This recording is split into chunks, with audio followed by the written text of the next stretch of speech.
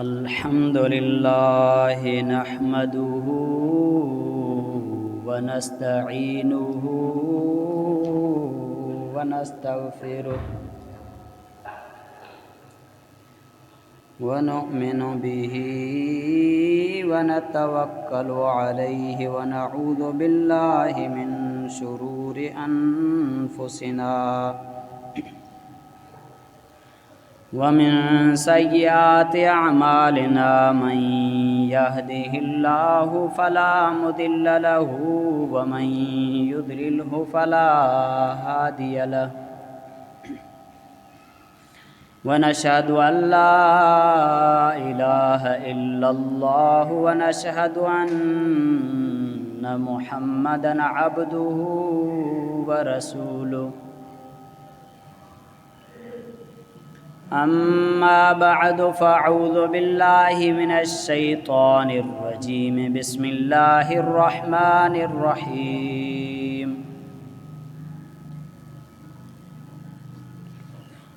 कुल लन युसीबना इल्ला मा कतबल्लाहु लना हुवा मौलाना व अलल्लाहि फल्यतवक्कलिल मुमिनून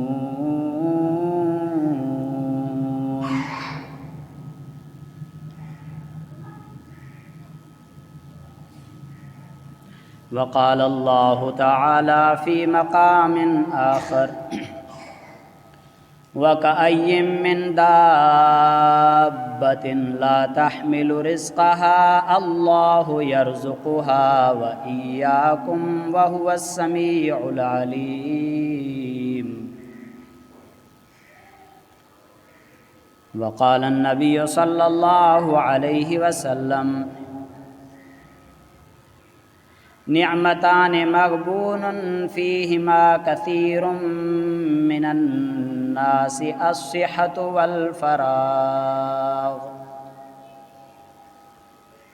औ कमा क़ाल अलैहिस्सलातु वस्सलाम गाफ़िल तुझे देती है घड़ियाल ये मुनादी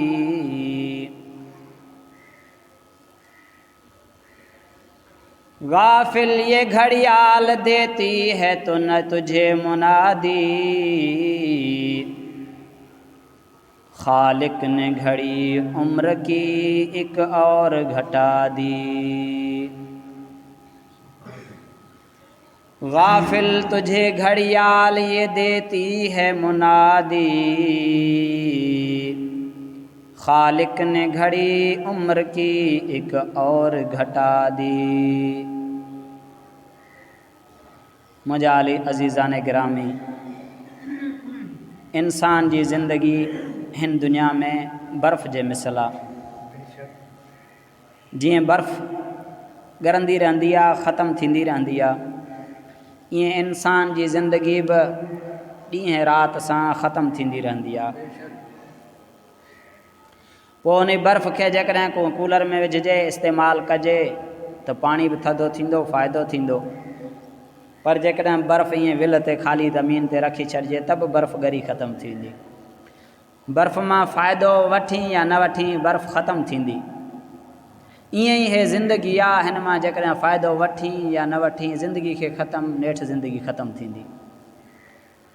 अकुलमंद इंसान उहो आहे जेको हिन ज़िंदगी मां फ़ाइदो वठे, हिन वक़्त मां फ़ाइदो वठे, पंहिंजे रब खे सुञाणे। जंहिं अल्लाह जे बंदगी इबादत जे लाइ दुनिया में आयो आहे, पंहिंजे उन परवरदिगार जे वाट खे वठी करे पंहिंजे आख़िरत वारी ज़िंदगी जे लाइ कोशिशि करे, महिनत करे, उहो इंसान कामयाबु आहे। पर असां पंहिंजे वक़्त खे ज़ाया पिया था कयूं मामूली ऐं ख़सीस शयुनि जे पोयां। हालांकि अल्लाह सुब्हानो व तआला असांजे लाइ रिस्क जो ऐं ज़िंदगी जो, रिहाइश जो जेको बि इंतज़ाम आहे ज़िंदगी में, उहो पहिरें लिखी छॾियो आहे। पर असां उन्हनि शयुनि जे पोयां लॻी करे पंहिंजी हमेशह वारी जेका ज़िंदगी आहे उन खे विञाए था छॾियूं ऐं क़ीमती सरमायो ज़िंदगी आहे, वक़्तु आहे, उन वक़्त खे ज़ाया करे था छॾियूं। फरमाए लन युसीबना इल्ला मा कतबल्लाहु लना हुवा मौलाना व अलल्लाहि फल्यतवक्कलिल मुमिनून। ऐ मुंहिंजा महबूब, अमी हिननि खे फरमायो अव्हां खे उहो ई पहुचंदो जेको अल्लाह लिखी छॾियो आहे। रोज़ी जेका अल्लाह लिखी आहे उहा ई मिलंदी, बच्चा जेके अल्लाह लिखिया उहे ई मिलंदा, घर जहिड़ो अल्लाह लिखियो आहे उहो ई मिलंदो, जेको भाग अल्लाह लिखियो आहे उहो ई मिलणो आहे, उन खां वधीक कुझु बि न मिलंदई। ऐं हुन सभु कंहिंजे लाइ भलो ई लिखियो आहे, जंहिंजे लाइ बि लिखियईं भलो लिखियईं। छो? हुवा मौलाना, छो जो अल्लाह असांजो कारसाज़ आहे, मोमिननि जो दोस्त आहे। अल्लाहु वलियुल्लज़ीना आमनू, अल्लाह ईमान वारनि जो दोस्त आहे। तो दोस्त भलो लिखंदो या बुरो लिखंदो? भलो ई लिखंदो। जेके दोस्त जिथे वेठल आहिनि उन्हनि खे गुज़ारिश आहे त हे क़ुर जी मजलिस आहे, पंहिंजे बाक़ी कमनि खे कारनि खे छॾे करे हिते अचो, इंशाअल्लाह हिते घणो कुझु मिलणो आहे। शैतान इंसान खे भुलाए करे जेके कम फ़र्ज़ आहिनि उन्हनि खां गाफ़िल करे मामूली कमनि में लॻाए थो छॾे, ॿियनि कमनि में लॻाए थो छॾे, रोज़ी कमाइण वग़ैरह वग़ैरह, उन खे इबादत सम्झंदा आहिनि। हालांकि क़ुर जेॾी महिल पढ़िजे त उन महिल क़ुर ॿुधण खां वधीक का इबादत आहे ई कान। छो जो अल्लाह फरमाए थो इदा कुरिअल क़ुरआन फस्तमिउ लहू व अनसितू लअल्लकुम तुरहमून। जॾहिं क़ुर पढ़ियो वञे त तव्हां चुप थी वञो, कन ॾेई ॿुधो त तव्हां ते अल्लाह रहम कंदो। पर जेकॾहिं न ॿुधंदासीं, चुप बि न कंदासीं, कचहरियुनि में वेठल हूंदासीं, घरनि में औताकनि में, पोइ रहम न, पोइ अल्लाह जो ॾमर टुटंदो असांजे मथां। इन जे लाइ सभिनी खे गुज़ारिशात अल्लाह ताला जे घर ॾे अचो। व अलल्लाहि फल्यतवक्कलिल मुमिनून, अल्लाह फरमाए थो मोमिननि खे खपे त अल्लाह ते भरोसो कनि। कंहिं ते भरोसो कयूं? रोज़ी जो मामिलो हुजे त बि अल्लाह ते भरोसो, कारोबार जो मामिलो हुजे त बि अल्लाह ते भरोसो, इलाज ऐं मुआलिज जो मामिलो हुजे त बि अल्लाह ते भरोसो। सभई कम पंहिंजा अल्लाह जे हवाले करे अल्लाह जे हुकुम ते लबैक चई अल्लाह जे दर ॾे ईंदासीं तो असांजा सॼा कम पाण ई ठाहे छॾींदो। लिखियईं, पहिरें लिखी छॾियईं सभु कुझु, ऐं जेको लिखियईं वरी उन खे को टारे बि नथो सघे। फरमाई व इयम सस्कल्लाहु बिज़ुर्रिन फला काशिफ लहू इल्ला हू व युरिदक बिखैरिन फला राद्द लिफज़लिहि युसीबु बिही मन यशाउ मिन इबादिहि व हुवल गफूरुर रहीम। फरमाई जेकॾहिं अल्लाह तोखे का तकलीफ़ पहुचाइण चाहे तो उन खे अल्लाह खां सवा को बि टारे नथो सघे। अल्लाह बुखार ॾिनो, बुखार खे अल्लाह खां सवा को नथो टारे सघे। अल्लाह पेट में सूर ॾिनो, अल्लाह का परेशानी ॾिनी, अल्लाह का तुंहिंजे मथां हालत आंदी आहे, जेकॾहिं उन हालत मां तोखे कढण वारो आहे त वरी बि अल्लाह पाण आहे। फरमाए फ़क़ियूं तॾहिं फ़र्क़ु कनि जॾहिं अमर कयो उनखे, फ़क़ियुनि में बि फ़र्क़ु तॾहिं मिलंदई जॾहिं अल्लाह जो अमर थींदो। बच्चा बि तॾहिं फ़ाइदो ॾींदई जॾहिं अल्लाह चाहींदो, माल बि तॾहिं फ़ाइदो ॾींदई जॾहिं अल्लाह चाहींदो, अल्लाह न चाहींदो त किथां बि फ़ाइदो कोन मिलंदई। व युमसिस्कल्लाहु बिज़ुर्रिन फला काशिफ लहू इल्ला हू, जेकॾहिं अल्लाह का तकलीफ़ तोखे ॾिए त उन खां सवाइ उन खे को बि नथो टारे सघे, को बि नथो हटाए सघे। व युरिदक बिखैरिन फला राद्द लिफज़लिहि, फरमाए जेकॾहिं अल्लाह तोसां कंहिं भलाई जो इरादो करे त उन जे फज़ल खे, उन जे भलाई खे को रोके बि नथो सघे। जेकॾहिं अल्लाह तोखे नफ़ो ॾियणु थो चाहे त तोखे को नुक़सानु न ॾेई सघंदो। अल्लाह तोखे रोज़ी ॾियणु चाहे थो, तुंहिंजो हिकु गिरह बि केरु न खरे सघंदो। अल्लाह तोखे जेके बि सहूलियतूं, जेके बि नेमतूं ॾियणु चाहे, जंहिंजो इरादो करे छॾे उन खे केरु बि रोके नथो सघे। युसीबु बिही मन यशाउ मिन इबादी, पंहिंजे बाननि मां जंहिंखे चाहींदो आहे पंहिंजो फज़ल पहुचाईंदो आहे। ऐं ॿिए हंधि फरमाई ज़ालिक फ़ज़लुल्लाहि युतीहि मन यशाउ वल्लाहु ज़ुल फ़ज़लिल अज़ीम। हे अल्लाह जो फज़ल आहे, जंहिंखे चाहींदो आहे अता कंदो आहे, उहो वॾे फज़ल वारो आहे।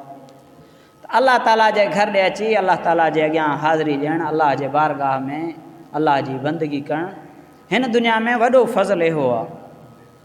अल्लाह ताला जंहिंसां भलाई जो इरादो करणु फरमाईंदो आहे, उन खे दीन सिखण जो शौक़ु अता फरमाईंदो आहे। ऐं जंहिंखे हिदायत जो नूर अता फरमाईंदो आहे, उन खे अमल जे लाइ तौफ़ीक़ अता फरमाईंदो आहे। उहो आज़ान ॿुधण सां पंहिंजा कमकार तक़ाज़ा ज़रूरतूं सभु छॾे अल्लाह जे दर ते लबैक चई पुॼी वेंदो, छो जो उन जो यकीन थी वियो अल्लाह ते भरोसो थी वियुसि। फरमाए वमा मिन दाब्बतिन फिल अर्दि इल्ला अलल्लाहि रिज़्क़ुहा व यअलमु मुस्तक़र्रहा व मुस्तौदअहा कुल्लुन फी किताबिम मुबीन। फरमाए ज़मीन जे मथां जेका बि सादार शइ आहे, हर चुर फुर वारे शइ जी रोज़ी अल्लाह जे ज़िम्मे आहे। ऐं अल्लाह उन जे रिहाइश खे बि ॼाणींदो आहे, ऐं उन जे जिथे उहो अमानत रखियो वेंदो उन खे, यानी क़बर में उन क़बर खे बि अल्लाह ॼाणींदो आहे। कुल्लुन फी किताबिम मुबीन, अल्लाह हर शइ लोहे महफ़ूज़ ते पहिरियों ई तुंहिंजे लाइ लिखी छॾियो आहे।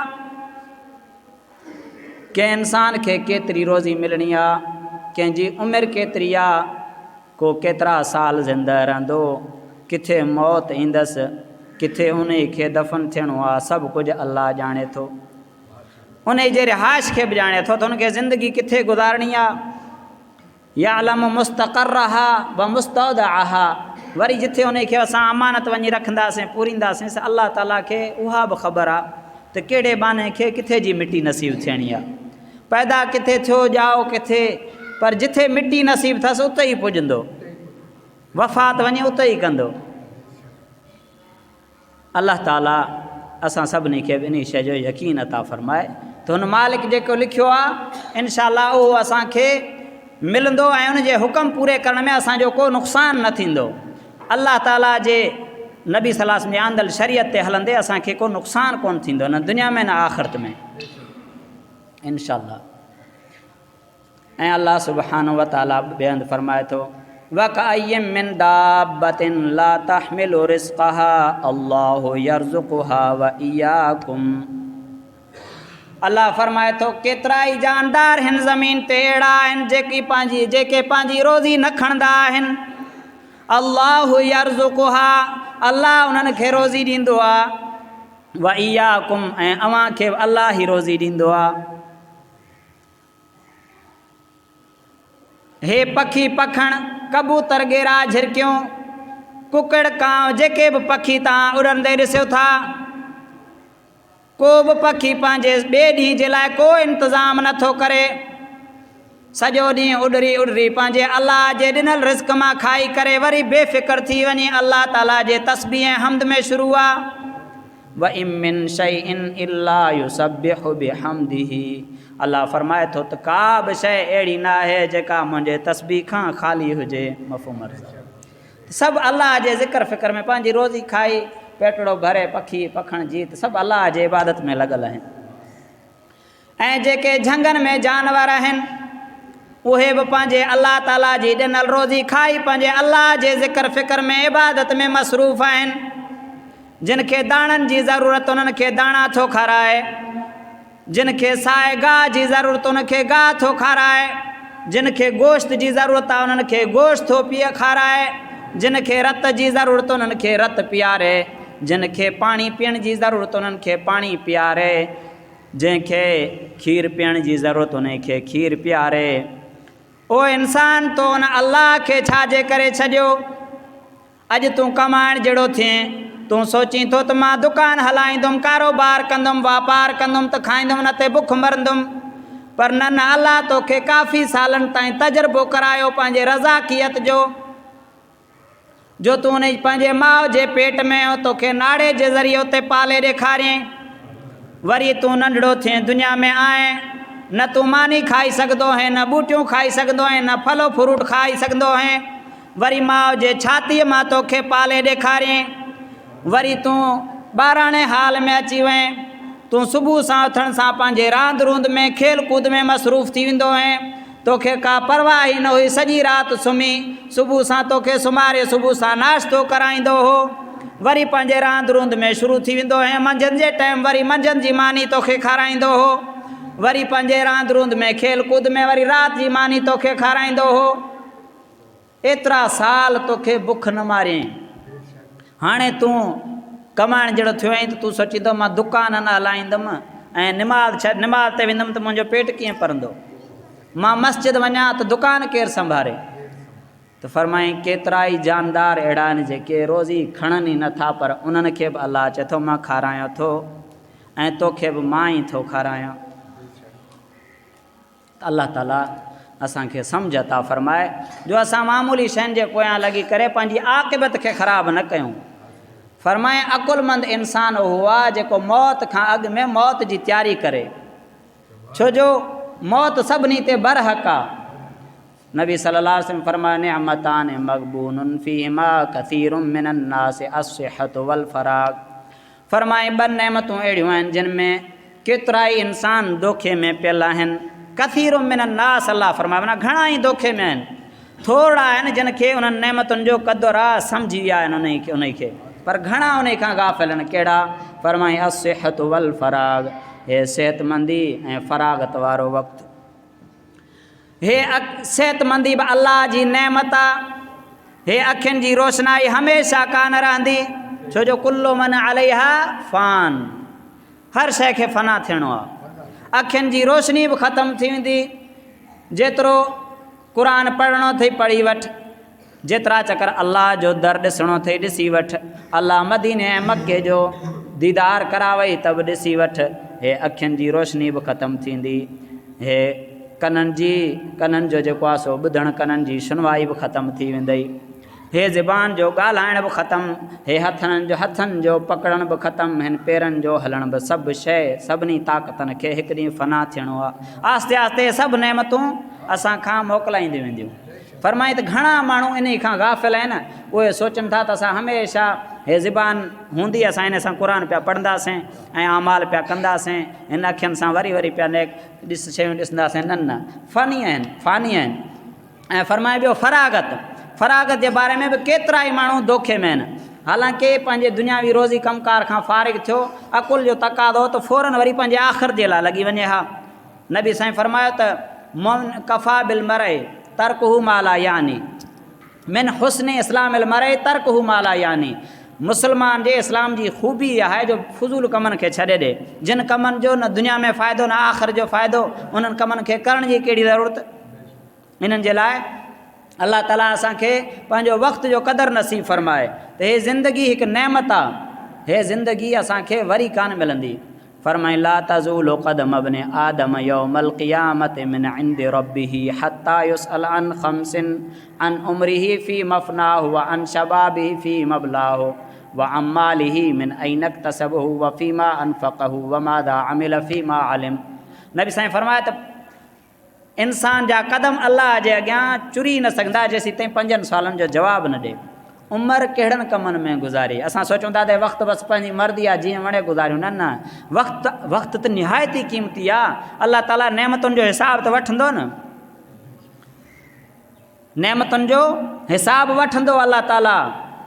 सुम्म लतुसअलुन्न यौमइज़िन अनिन नईम, अल्लाह फ़रमाए थो ज़रूरु मां तव्हां खां नेमतुनि जे बारे में सुवालु कंदुमि। हे वक़्तु हेॾो अल्लाह ताला जे तरफ़ां इनाम आहे असांखे, असां सोचूं था त हिन वक़्त जो हिसाब न थींदो। इन जे लाइ अल्लाह ताला पहिरें उमिरि जो सुवालु पुछंदो त उमिरि कहिड़नि कमनि में गुज़ारी ऐं जवानी कहिड़नि कमनि में सर्फ़ कई। जवानी में जेके सलाहियतूं कुवतूं मुंहिंजे बंदगी में कमाल हासिल करण जी उमिरि हुई, तो उन वक़्तु छा कयो? माल किथां कमाई, किथे ख़र्च कई ऐं इल्मु जेको हासिल कई उन जे मथां अमल केतिरो कई। इहे 5 सुवाल बि थियणा आहिनि। ऐं नबी साईं फ़रमायो 5 शयुनि इग़्तनिम ख़म्सन क़ब्ल ख़म्सिन, 5 शयुनि खे 5 शयुनि खां अॻु में गनीमत सम्झो, नेमत सम्झो, इनाम सम्झो। शबाबक क़ब्ल हरमिक व सिहतक क़ब्ल सकमिक व गिनाक क़ब्ल फ़क़रिक व फ़िराक़क क़ब्ल शुग़लिक व हयातक क़ब्ल मौतिक। नबी साईं फरमायो त पंजनि शयुनि खे पंजनि शयुनि खां अॻु में गनीमत सम्झो।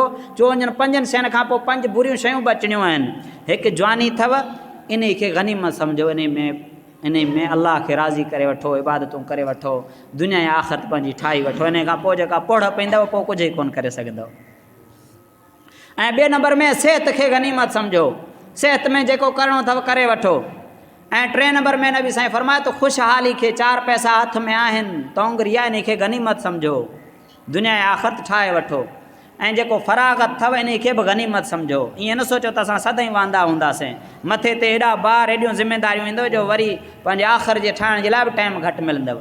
ऐं हयाती खे नबी साईं फरमायो त मौत खां अॻु में गनीमत सम्झो, पंहिंजे मौत जे लाइ करे वठो कुझु न कुझु। अलाह ताला असां सभिनी खे तौफ़ीक़ अता फ़रमाए त असां पंहिंजे वक़्त खे क़ीमती बनायूं ऐं वक़्त मां फ़ाइदो वठूं। हिन वक़्तु निहायती सरमायो आहे। हिन में असां आख़िरी मां मिसाल ॾेई तव्हांखे ॻाल्हि ख़तमु कंदुमि। ॿ सहाबी गॾु मुस्लमान थिया। हिकिड़ो सॻोरो साल जेको आहे सो हिकिड़ो सॻोरो शहीद थियो, ॿियो साल उन खां पोइ वफ़ात करे वियो।